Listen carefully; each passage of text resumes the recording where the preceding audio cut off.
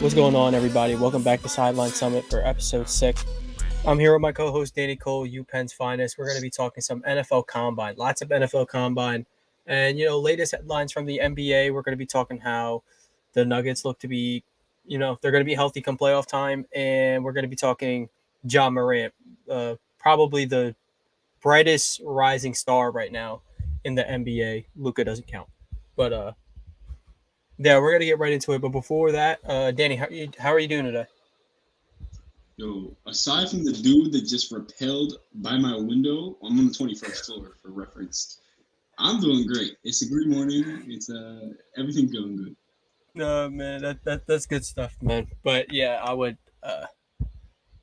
hope no one comes up to my window. I mean, I'm only on the second floor, but that'd be pretty That'd be weird. scary.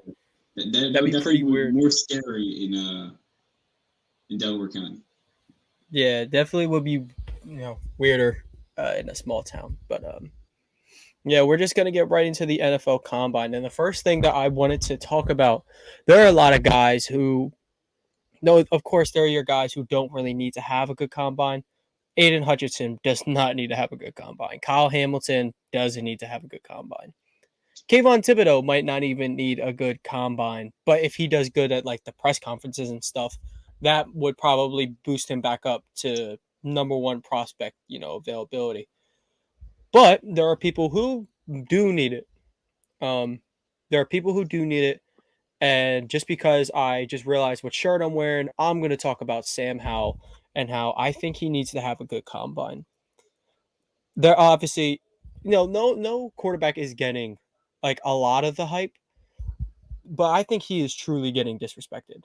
There's a lot of people saying he's like not a top five quarterback, and I get it. Maybe even Huh? if he's QB 6, yeah. I just read an article. They had it. Willis, what they have it? They had Willis, Ritter, Corral. Don't say strong. Don't say Carson Strong better than Yeah, Carson Strong was 5. Sam Howell was not on the list. I think the disrespect's getting real. I bro. think he is They're the best literally poise. they're literally just asking for views at this point. Like Yeah, I know they're that's what hungry. outlets do, but we're here to produce the fact. So, Howell is the most precise QB in this draft. He is the best touch.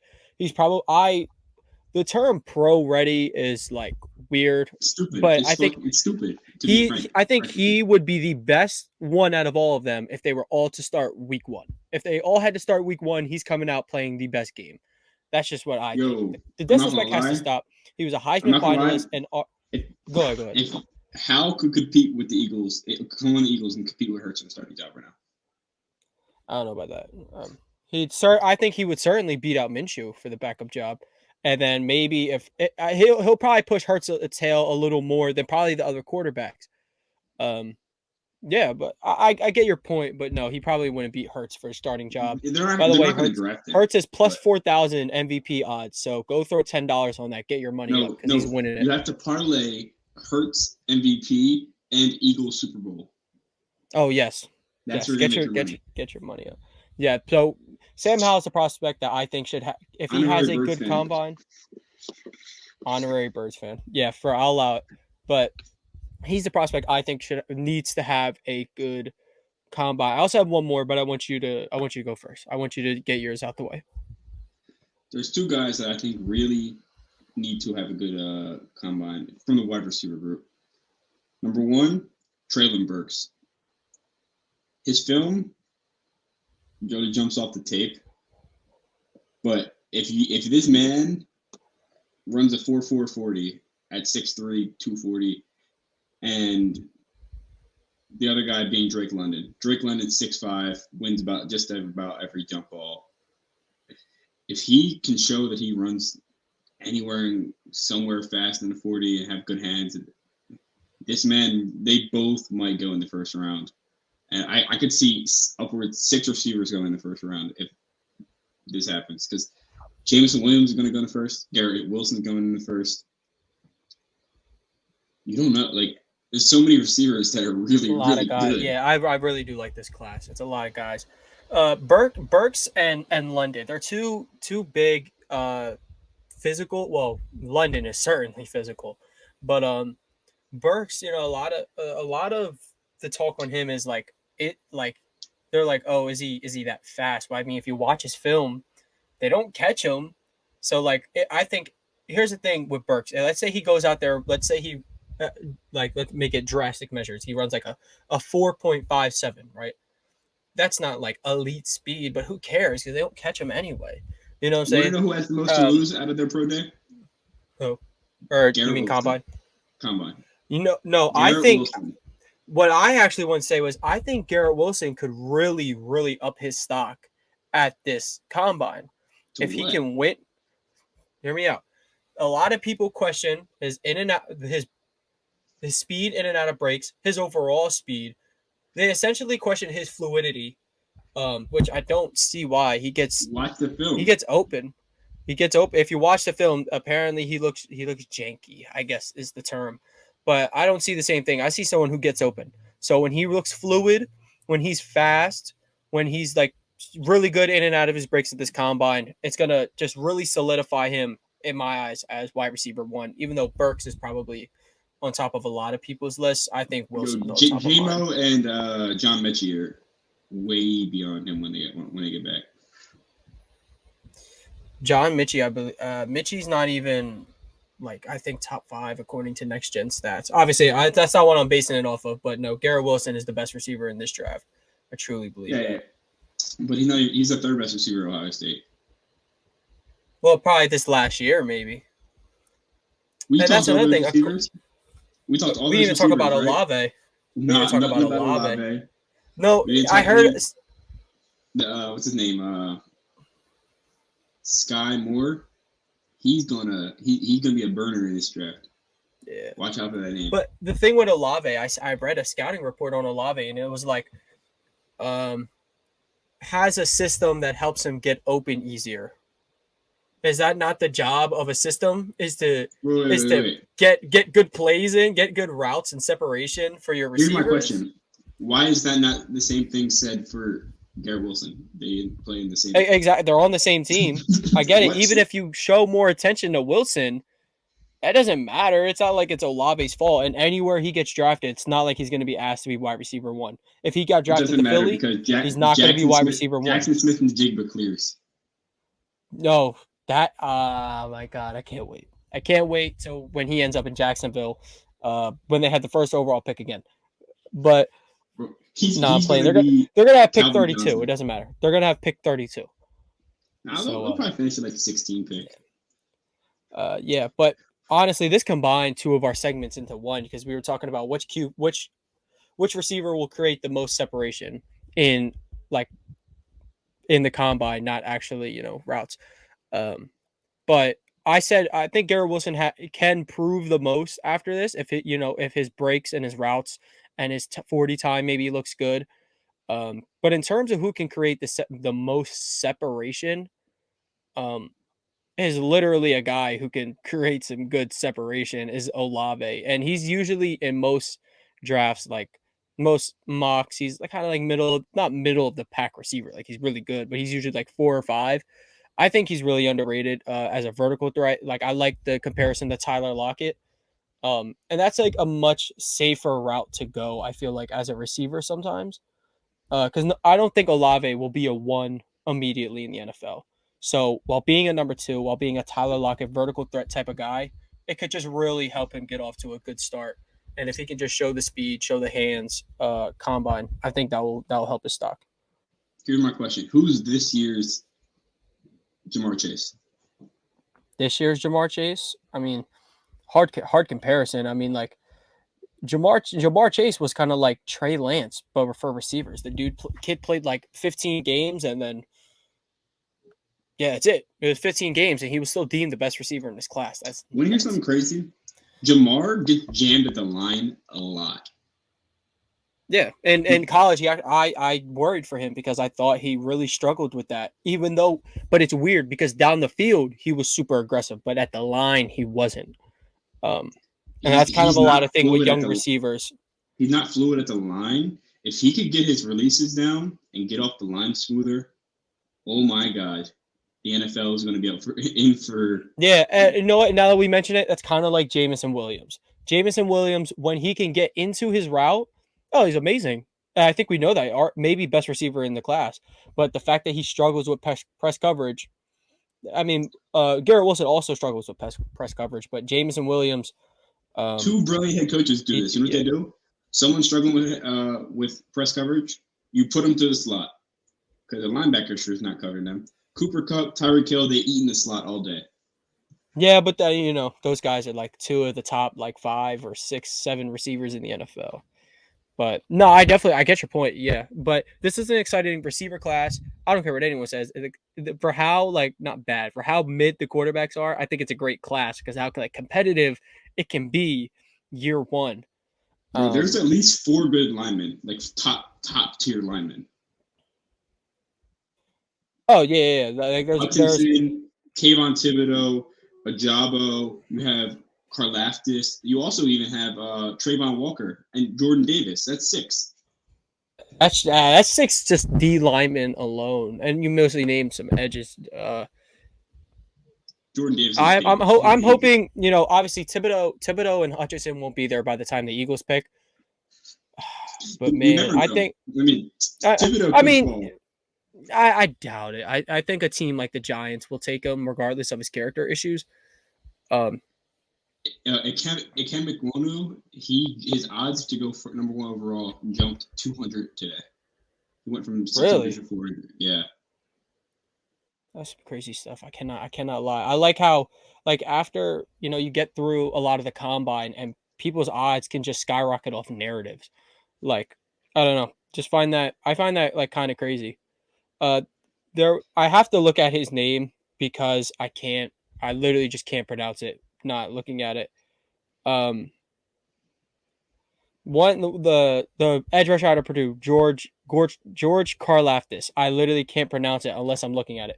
I was watching some of his film yesterday, and honestly, if the Eagles could get him at, so I think we could take Dean first.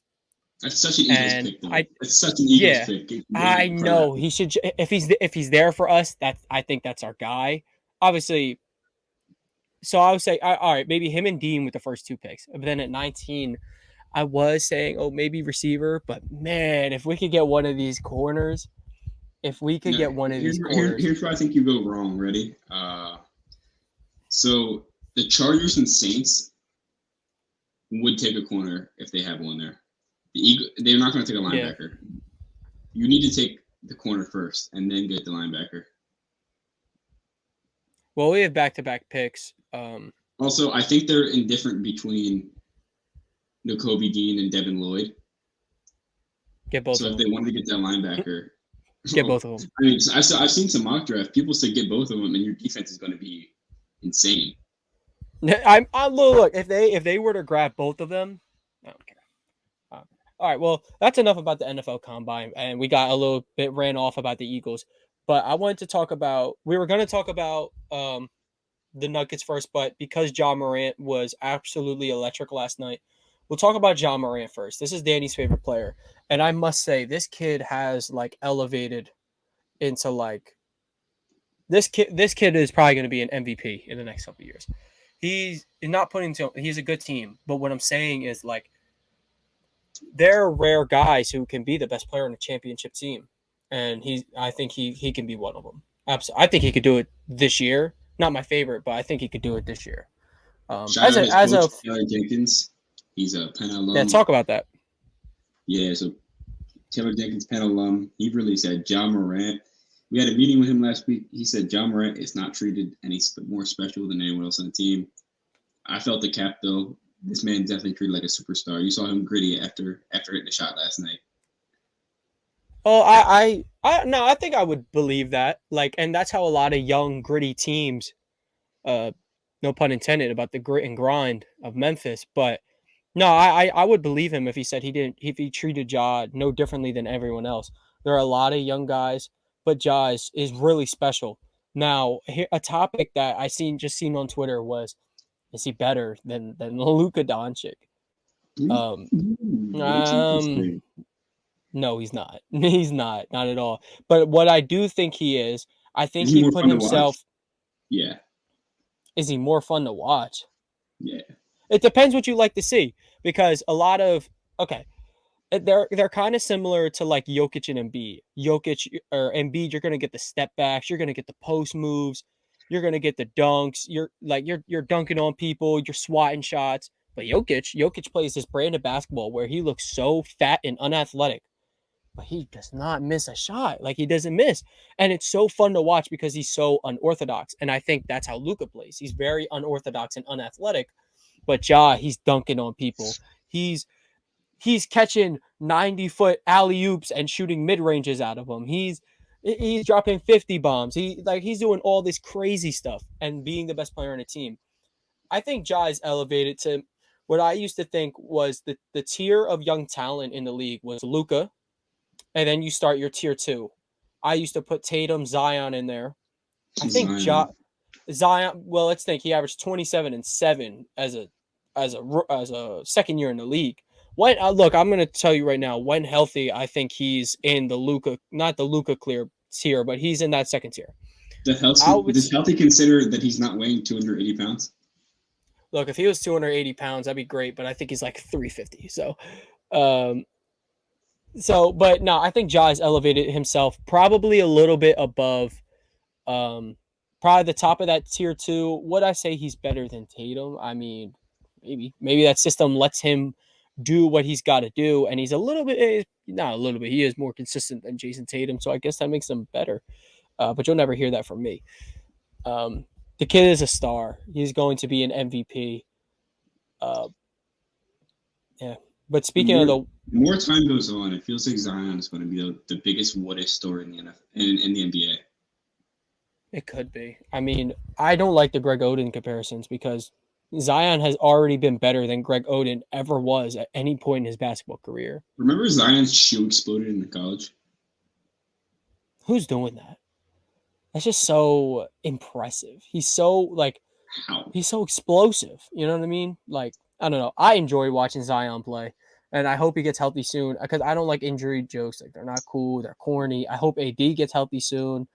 No, Um, they said if Zion were to run through you like in a football match, like you if he were die. to hit you, it You would be die. like it's like getting hit by a jeep at 40 miles an hour. Yeah, I believe it. No, this is supposed to be a Ja segment. You remember that time where Ja Morant almost lost the Rookie of the Year to Zion, even though he only played 19 games? That was a Yeah, crazy era. That was super crazy. So glad that Murray State scout was hungry and went to go get a bag of Doritos. So that was really clutch. And now we get to watch the man named Ja Morant. All right, we're gonna move on to a team that's looking to get pretty good by the playoff start. I'm talking the healthy Nuggets, and I'm not talking about the impossible Nuggets from Burger King. I'm talking about those Denver Nuggets, who, as it is, are already, I believe, the 5 seed, but now they're about to get Murray back. They're about to get Michael Porter Jr. back. I posted a poll on Twitter about if they get healthy, are they the biggest threat to the Suns? I said yes. A couple of people says no. Danny says the Warriors. Um, why are you hating on the Nuggets? Let the people know why you're hating on the Nuggets and why they're a bigger threat to the Suns than the Warriors. year after year, these Nuggets consistently burn out. Pun intended, because they weren't burn out like burnt nuggets. Uh, the Nuggets burn out in the playoffs. They suck. They can't get Wow. it done. Quite frankly, they can't get it done in the playoffs. And in my mind, the Utah Jazz and Denver Nuggets have both folded in the playoffs. And they will continue Okay. to because I get what you they mean. can't get it done. I get what you mean, but let's think about the Nuggets the last couple years. Okay. So they lost in a game 7 to Damian Lillard. Well, no, they lost to CJ McCollum and the Blazers. Next year, they have a historic run. Like they if anything, they made teams fold, beating the Jazz and Clippers after being down 3-1. And then you run into LeBron, which is unfortunate. And then last year they weren't healthy. Um, and then they made it. They can only make it second round, but the fact they even did so is kind of crazy. Shows like the resilience of the team.